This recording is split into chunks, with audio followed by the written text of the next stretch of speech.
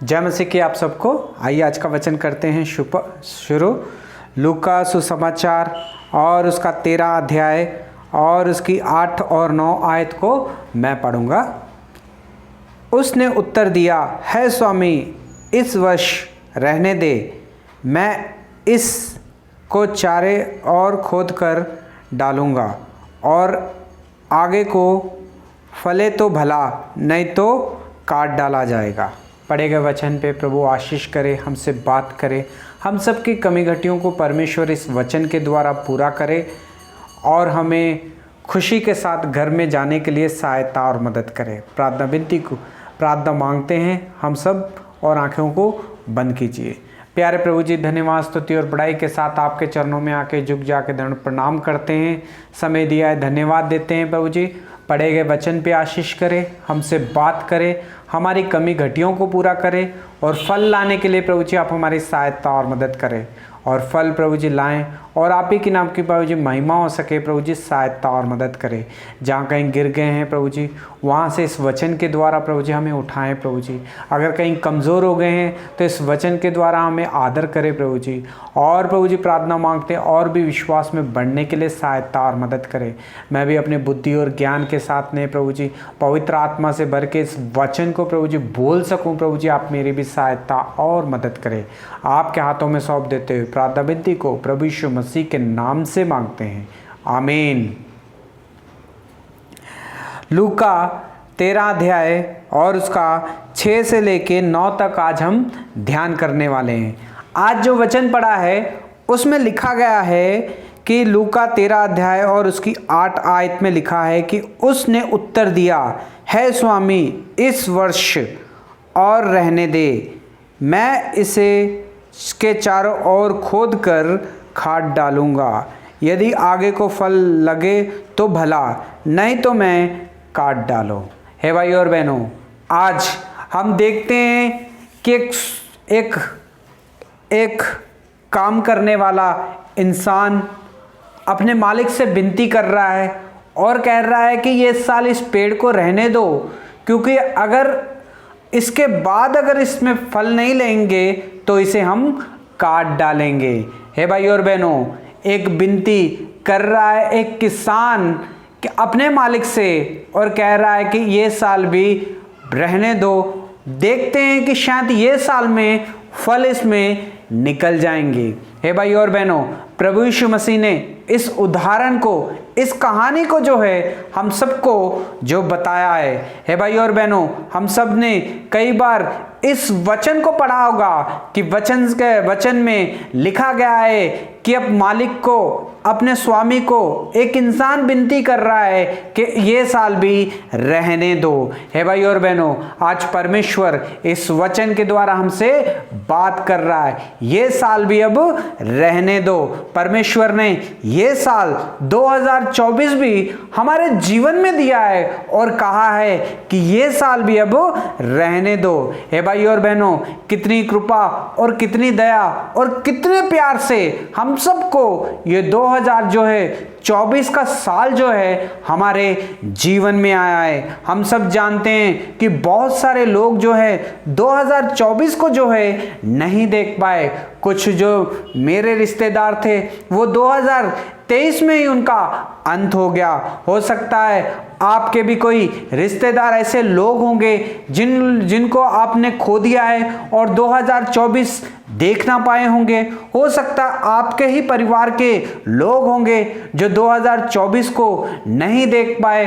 हो सकता है आपकी मंडली में आने जाने वाले आपके दोस्त, यार दोस्त, कोई तो कोई होगा जो 2024 को नहीं देख पाया। हे भाई और बहनों, मगर हमें परमेश्वर का धन्यवाद देना चाहिए, हमें परमेश्वर की महिमा करनी चाहिए अपने दोनों हाथ उठा के, क्योंकि उसने ये 2024 जो है हम सबको दिया है। हे भाई और बहनों, ये 2024 प्रभु यीशु मसीह ने हमारे जीवन में इसलिए दिया है ताकि हम इसमें फल लाएं, विश्वास योग्य बने रहें। हे भाइयों और बहनों, 2019 हमारे जीवन में आया और फल नहीं था। 2020 हमारे जीवन में आया, फल नहीं था। 2021, 22, 23 तक आया और हमारे जीवन में जो था फल नहीं था।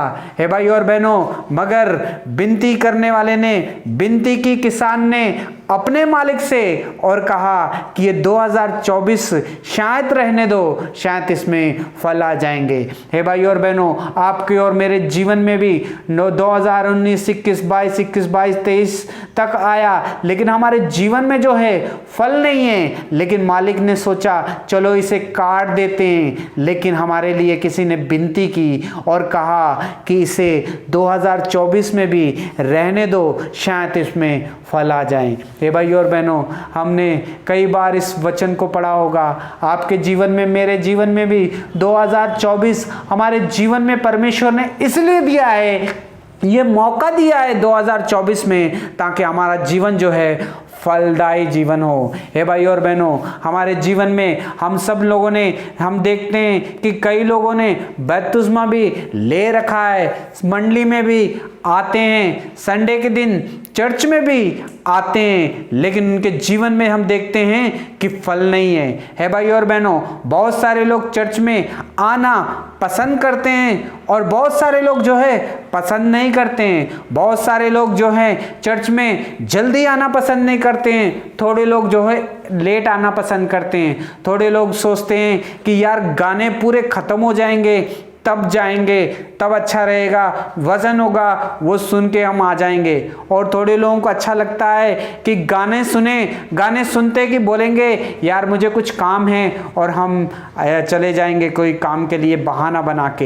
हे भाई और बहनों, कुछ लोगों को अच्छा लगता है कि आधे गाने जब गाए जाएं तब हम जाएंगे और थोड़ा सा समय हमारे पास कम होगा और बैठ के आ जाएंगे, नहीं तो पता नहीं कौन वचन बोलेगा। कई लोग चर्च में आते हैं और देखते हैं, गाना गाए तक देखते हैं अगर कौन सा ब्रदर वचन बोल रहा है, अगर वो उनके मनपसंद का कोई भाई अगर वचन बोल रहा है तो बैठ के सुनेंगे।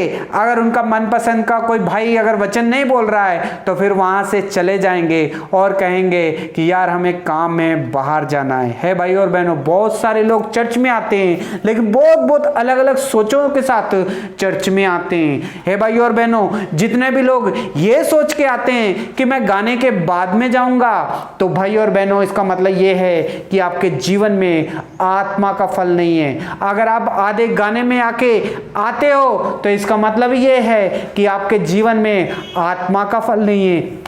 आप किसी भाई को देखते हो कि ये वचन बोलेगा तो मैं रुकूंगा, अगर ये वचन बोलेगा तो मैं नहीं रुकूंगा, तो इसका मतलब ये है कि आपके जीवन में आत्मा का फल नहीं है। हे भाई और बहनों, आपके जीवन में अभी तक फल नहीं लगे हैं मीठे जो लोग खा सकें। हे भाई और बहनों, परमेश्वर ने 2024 हमारे जीवन में इसलिए दिया है ताकि हम फल लेके आ सकें। हे भाई और बहनों, जब हमारे जीवन में फल होंगे तो वो फल जो है हमारे जीवन में जो है आशीष का कारण बनेंगे, वो हमारी फैमिली के लिए आशीष का कारण बनेंगे, वो हमारे जीवन में आशीष का कारण बनेंगे, हमारे आस पड़ोस लोगों के लिए आशीष का कारण बनेंगे, हमारी मंडली के लिए आशीष का कारण बनेंगे।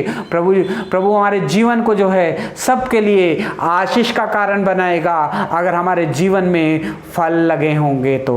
हे भाई और बहनों, हम यहाँ पे देखते हैं लूका का 13 अध्याय और उसने 6 आयत में लिखा है कि फिर उसने एक दृष्टांत कहा कि किसी के अंगूर की बेरियों में एक अंजीर का पेड़ लगा हुआ था और उसमें कुछ फल ढूंढा और परंतु ना पाया। हे भाइयों और बहनों, एक मालिक था, उसने बहुत बड़ा बगीचा खरीदा था और उसने अंगूरों की बारी लगाई हुई थी और उसने एक अंजीर का पेड़ भी लगाया हुआ था और उसने किसी काम करने वाले के हाथ में उसको सौंप दिया और कहा कि तुम इसमें खाद डालो, तुम इसमें पानी डालो, हर चीज का मैं इंतजाम करूंगा, बस इसका ध्यान रखना।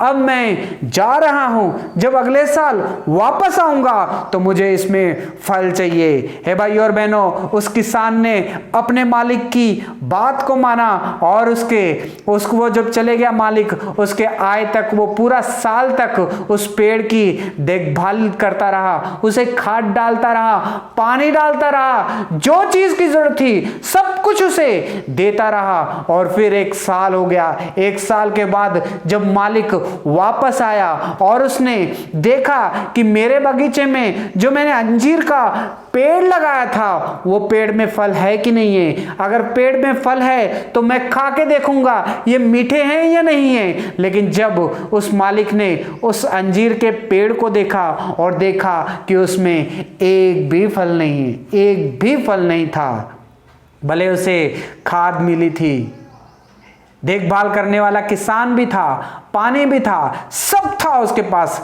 लेकिन उसके जीवन में, लेकिन उस पेड़ में फल ही नहीं थे। हे भाई और बहनों, और मालिक नाराज हो गया, मालिक दुखी हो गया और वो चले गया। उसने कहा फिर से अगले साल ट्राई करेंगे। फिर से वैसा ही हुआ। उस किसान ने उस पेड़ का ख्याल रखा, उसे पानी डाला, खाद डाला, सब कुछ टाइम पे उसे दिया। फिर से मालिक 2 साल बाद वापस आता है और फिर से देखता है कि मैं इस फल को खाऊंगा, और देखता है कि उस पेड़ में एक भी फल नहीं है। हे भाई और बहनों, फिर से तीसरे साल भी उस मालिक ने यही कहा किसान से कि फिर से इसकी देखभाल करो, शायद ये साल में फल लग जाएंगे। लेकिन फिर से 3 साल के बाद में जब वो वापस आता है मालिक, फिर से देखता है उस पेड़ में फल ही नहीं है। हे भाई और बहनों, जब उस पेड़ में फल ही नहीं है तो उस मालिक को देख के नाराज हो गया, गुस्से में आ गया कि इसकी क्या चीज की कमी की, फिर भी इसके जीवन में, फिर भी इस पेड़ में फल ही नहीं है।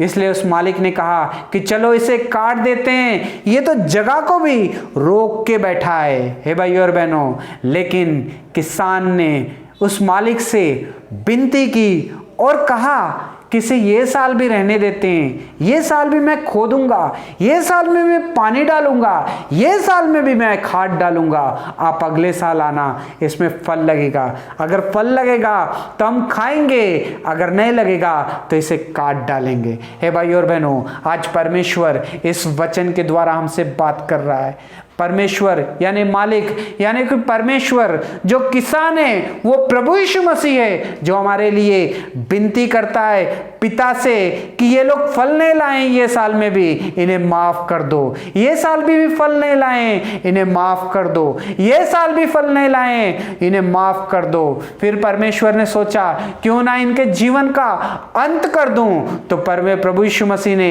आपके लिए, मेरे लिए विनती की कि ये 2024 भी इनके लिए रहने दो, देखते हैं फिर से फल लाते हैं या नहीं। हे भाई और बहनों, परमेश्वर ने आपको 2019, 21, 22, 23 दिया और आपके जीवन में फल नहीं था, लेकिन 2024 प्रभु यीशु मसीह ने आपके और मेरे जीवन में दिया ताकि हम फल लाएं। हे भाई और बहनों, परमेश्वर की इच्छा यह है कि हम फल लाएं। प्रभु यीशु मसीह हमारे लिए विनती करता है कि ये साल और इसे रहने दो। है भाई और बहनों, हम में से बहुत सारे लोगों ने ये साल जो है देखा है, हम में से कई लोगों को हम जानते हैं जिन्होंने 2024 को नहीं देखा है, हमारे परिवार के लोगों ने नहीं देखा है, हमारे यार दोस्तों से ने भी ये 2024 नहीं देखा है, लेकिन आपने और मैंने ये 2024 इसीलिए देखा है क्योंकि हमारे जीवन में फल नहीं थे, मगर फिर भी प्रभु यीशु मसीह ने हमारे लिए विनती की, प्रार्थना की कि ये 2024 भी एक बार इन्हें फिर से दिया जाए। हे भाई और बहनों, उस पेड़ में, किसान ने उस पेड़ में फल डाला, उस पानी दिया, खाद डाली, देखभाल किया पूरा 1 साल। यानी कि परमेश्वर के दास आते हैं, वचन को सुनाते हैं और वचन हम सुन भी लेते हैं, लेकिन फिर भी हमारे जीवन जो है बदलता नहीं है, हमारा जीवन जो है फल नहीं लेके आता है। हे भाई और बहनों, हम कॉलेज मीटिंग को भी जाते हैं, प्रार्थना सभाओं में जाते हैं, वहाँ पे जाकर भी वचन सुनते हैं, लेकिन फिर भी अगर हमारे जीवन नहीं बदला है, हमारे जीवन में अगर कोई फल ही नहीं है, अच्छा फल ही नहीं है, तो भाई और बहनों वचन में लिखा है कि उसे काट डाला जाता है और आग में डाला जाता है और उसके बाद में वो राख बन जाता है भाई और बहनों। लेकिन प्रभु यीशु मसीह आपसे मुझसे इतना प्यार करते हैं, वो नहीं चाहते हैं कि हम राख बने, वो चाहते हैं कि हम फलदायी बने, मीठे मीठे फल हमारे जीवन में हो और मीठे मीठे फल जो है हम खाएं, हमारे परिवार के लोग खाएं और भी लोग खाएं। यानी कि मीठे फल का मतलब है मन फिराना, उद्धार पाना, प्रभु यीशु मसीह को जानना। हे भाई और बहनों, मीठे फल का मतलब ये है कि संडे संडे टाइम से चर्च में चले जाना, गाने सुनना, प्रार्थना करना, आराधना करना, वचन को सुनना और पूरा हफ्ता उसके पर ध्यान करना। अच्छा फल, ये मीठा फल का मतलब ये है कि हमारे जीवन में हम कॉलेज मीटिंग को अटेंड करना, नहीं कि दोस्तों के साथ जाके कहीं वहाँ यहाँ पे ठहरना। हे भाई और बहनों, कितने लोग इस बात को समझ पा रहे हैं? आज परमेश्वर इस वचन के द्वारा हमसे बात कर रहा है कि आपके जीवन में फल है? क्या आपका जीवन बदला है? वचन में लिखा है कि मालिक ने कहा इसके अंदर फल नहीं लग रहा है, कई साल हो गए इसे काट दो। मगर किसान ने विनती की और कहा कि 2024 भी रहने दो, मैं फिर से खाद डालूंगा, फिर से पानी डालूंगा, देखते हैं कि फल लगता है कि नहीं। अगर नहीं लगेगा तो इसे काट डालो की इजाज़त दी गई है। हे भाइयों और बहनों, हथौड़ी तैयार है, कुल्हाड़ी तैयार है कटने के लिए पेड़।